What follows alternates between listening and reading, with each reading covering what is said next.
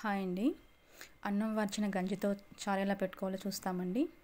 First ఒక నిమ్మకాయ size అంతా చింతపండుని వాటర్ పోసి నానబెట్టుకోవాలండి. కడిగి ఒక 3 టమోటాలు తీసుకొని కొంచెం పెద్ద ముక్కలుగా తరిగి మిక్సీ జార్లో వేసుకోవాలండి. దానికి ఇంకొంచెం మిరియాలు, ధనియాలు, జీలకర్ర, ఒక 4-5 వెల్లుల్లి రెబ్బలు తీసుకోవాలి. కొంచెం కందిపప్పు తీసుకోండి. ఒక మిర్చి యాడ్ చేసుకోండి. సో దీనికి కాస్త కరివేపాకు కూడా వేసుకొని మొత్తం మెత్తగా మిక్సీ పట్టుకోండి, పేస్ట్ లాగా. ఈ విధంగా దీంట్లో మనం అన్నం వార్చుకునే గంజి ఉంటుంది కదండి. సో ఆ గంజిని మనం వేస్ట్గా పడేయకుండా సో దీంట్లో ఈ పేస్ట్లో మనం దాన్ని యాడ్ చేసుకుంటున్నామండి. ఇలాగా మొత్తం మిశ్రమాన్ని కలిపేసుకోవాలండి. సో దీన్ని ఒక బౌల్లోకి తీసుకోవాలండి, మిక్సీలోంచి. ఈ విధంగా కలుపుకోవాలండి.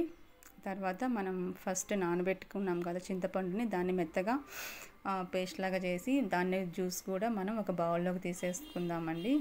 సో ఈ విధంగా చింతపండుని జ్యూస్ లాగా తీసేసుకున్నాము.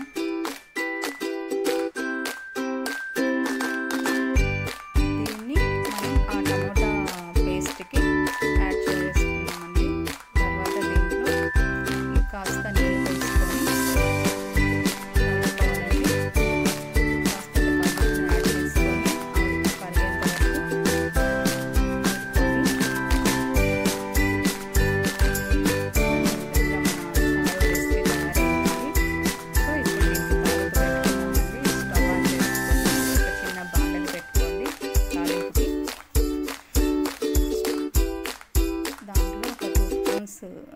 ఆయిల్ యాడ్ చేసుకోవాలి.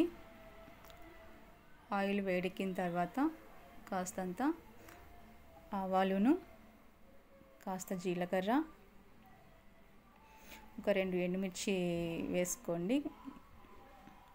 దాంట్లో కరివేపాకు వేసుకోండి అదే తాలింపులో. దీనికి ఇట్లా వేగనివ్వాలండి. కాసేపు వేగిన తర్వాత కాస్తంత పసుపు యాడ్ చేసుకొని దాన్ని కూడా కాసేపు వేగనివ్వాలండి. తాలింపు బాగా వేగిన తర్వాత మనం చారుకి కలిపి పెట్టుకున్నాం కదా, సో ఒక 2 అలాగా వేసేసేయండి.